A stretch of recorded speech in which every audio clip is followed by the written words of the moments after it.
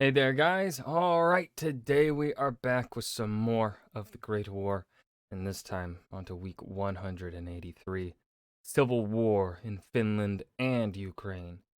Before we dive in, make sure you go and check out the links in the description box below. I would love it if you join the Discord and follow me over at Twitch. And also, please do go check out the gaming channel here on YouTube, where I upload old streams and stupid clips. Now I might look a little different because my webcam that I used to record decided to be a little funky with its how bright it wanted to make me, so I had to mess with the settings a bit, change them from what they essentially have been for the last like 2 years or something like that.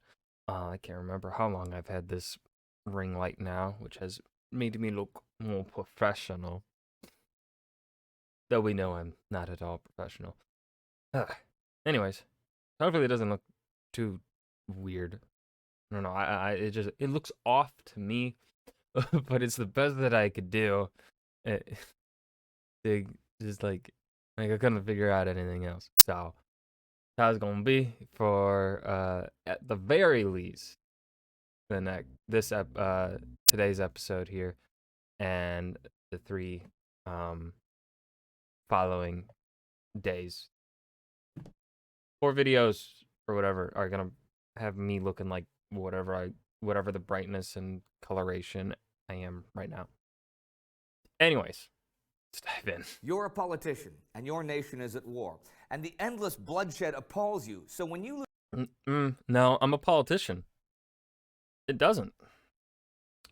That wouldn't appall me. No, only if my chances at being reelected are seriously threatened does it appall me. lose faith in your army's commander, what do? You try and remove his claws.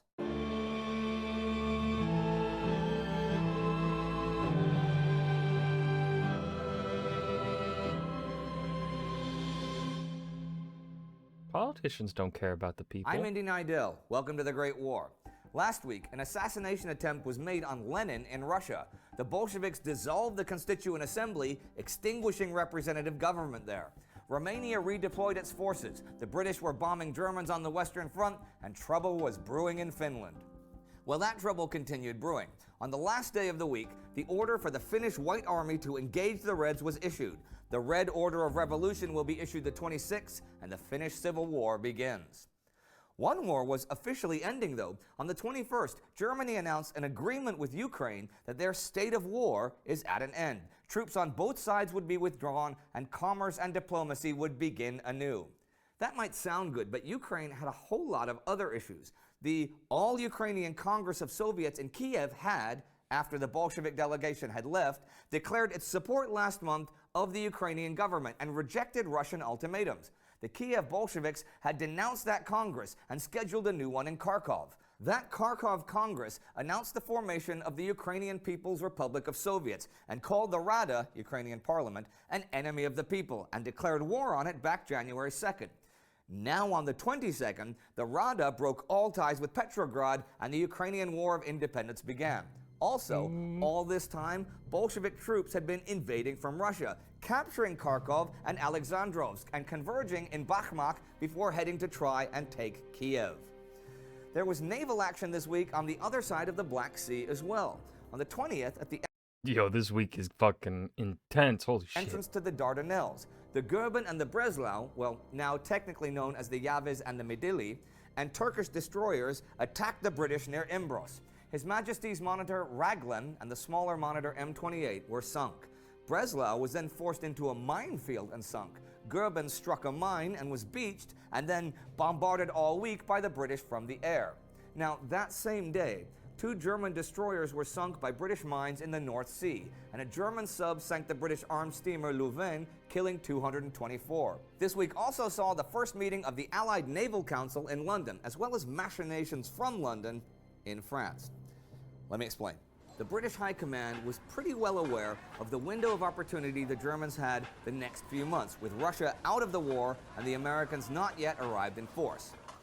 British Chief of Staff Willie Robertson warned Prime Minister David Lloyd George that they had to match German troop concentrations on the Western Front or they might well lose. Thing is, Lloyd George was not heeding those warnings. He still thought there was a way to win through Italy or the Balkans without the British having to take on the Germans on the Western Front with all the carnage that would entail. The big offensives of the Somme and Passchendaele had horrified him, and he had, as we've said several times, no confidence in Commander Sir Douglas Haig. Again, Lloyd George is a politician. I'm not going to believe for a single second that he cares about the actual atrocity of war. My personal belief is that he likely is just framing it as the atrocities being why he wants Haig removed. But I think he's a lot more, what the right word would be to use in this instance, but I don't think he cares about the death toll. I think he just simply sees, you're getting people killed. We don't have British youth to replace those you are getting sending to their deaths unnecessarily for little gain. I think that's essentially what he sees. He sees Haig making these promises, falling extremely short of them, or outright failing in many instances, and getting an exorbitant amount of people killed. That's what Lloyd George sees. Which, and I've been saying this for a while, why hasn't Haig been fired? He's an incompetent general. Right? Like, Haig has been extremely incompetent. I mean, par for the course in terms of his peers of the time, it seems, unless you're the Germans. The Germans seem to be really the only ones with a consistently competent general staff. Italy's just fixed their shit after 3+ years. Austria-Hungary is pretty much under German leadership. German general leadership. I don't think it's the death toll that's Haig cares about. George also was, as I've also said, keeping hundreds of thousands of able-bodied soldiers in Britain and not sending them to the Western Front. In fact, War Office returns for January 1st show 38,225 officers and 607,403 men in Britain fit for duty, and just 150,000 of them would have brought Haig's divisions up to full strength. I'll talk a bit more about that now. The thing that held Lloyd George back from just dismissing Haig was the political necessity of working together with the conservative part of the coalition government since 1915. They supported Haig, and if Lloyd George tried to just dismiss him, it would certainly create a political crisis that might even bring down the whole administration. So, to prevent Haig from launching any more of these huge bloody offensives, he reduced the number of men available. First, he agreed to the French request that Britain take over more of the front line. This seems fair at first glance, since France did have 3.5 times as much front as Britain. But, on the other hand, a large part of France's sector was inactive and held with a minimal number of troops. The British line had hotspots like Ypres, Arras, and the Somme. This month, thanks to Lloyd George, Haig was forced to take over more territory south of the Somme. So now, half the German divisions on the Western Front were facing British ones. And since Lloyd George was preventing troops from coming over from Britain, Haig had to reduce the number of battalions in a division from 12 to 9 to operate.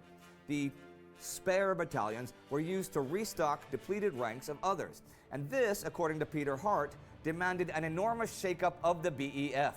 Relationships hammered out in the forge of war between regimental officers and brigade staff officers, established methods of working in a crisis, units with a proud battalion history, all were torn asunder. Yeah. And all this while the Germans were preparing their great assault on the Western Front. Meanwhile, hundreds of thousands of British soldiers were still engaged in the futile campaigns in Palestine, Mesopotamia, and Salonika. Strong words.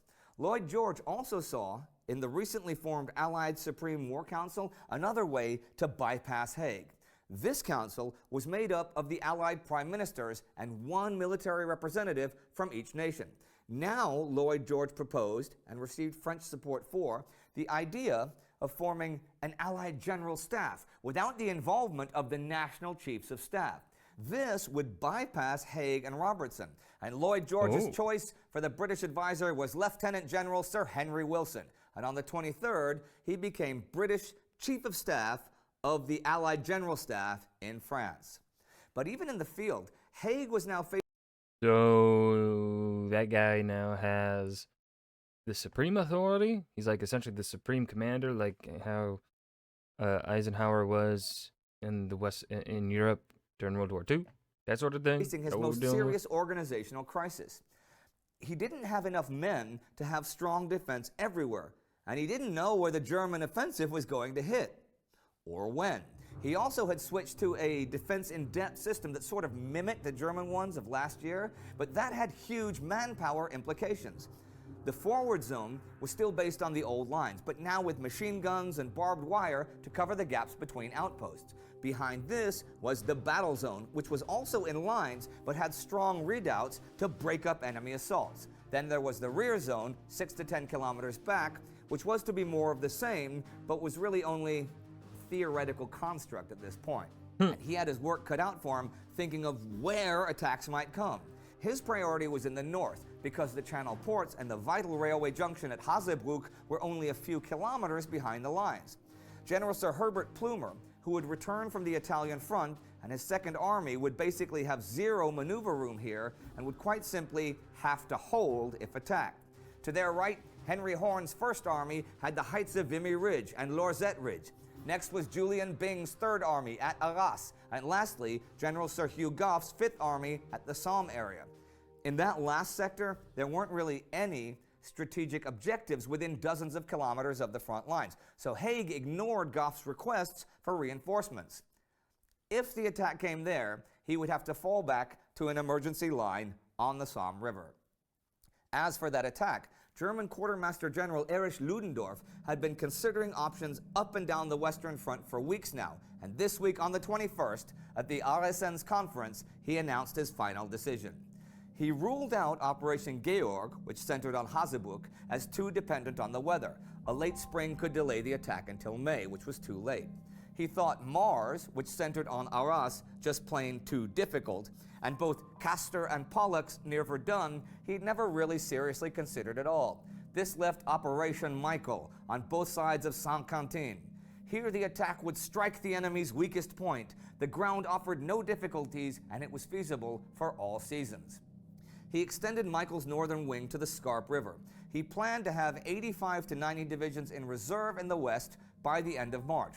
Thing is, the plan didn't have a definite limit. It did have the strategic goal of splitting the British and the French, but Ludendorff's generals all asked for specific ground objectives, to which he replied, "In Russia, we always merely set an intermediate objective and then discovered where to go next." And that, you know, he's got a point. Boys and girls, is the end of the week. Chaos in Finland and Ukraine, action at sea, British political moves, and German battle plans coming together. You can understand Lloyd George. I mean, after watching this channel, who would not be shocked by the staggering loss of life at Arras, the Somme, and Passchendaele? But depriving your defenses of men and maneuvering generals like chess pieces? Assuming I don't know what's going to happen in the future, one thought leaps out at me. This is not going to end well. If you'd like to learn more about Sir Douglas Haig and why his reputation with Lloyd George was not exactly ideal, you can click right here. And that was Civil War in Finland and Ukraine, the Great War, week 183. Now, this episode was not it was about the same length as the previous as week 182, but this one felt like it dragged on a little bit for me, so it's not as highly. Last week felt very quick. I liked the pacing of it. This week, a lot going on, so it just felt like there was a lot of stuff going on, so it felt like it was slower. I don't know. But yeah, I've got nothing to add here at the end. I hope you guys enjoyed. Remember to hit that like button and subscribe for more, and I will see you guys in the next video. Peace.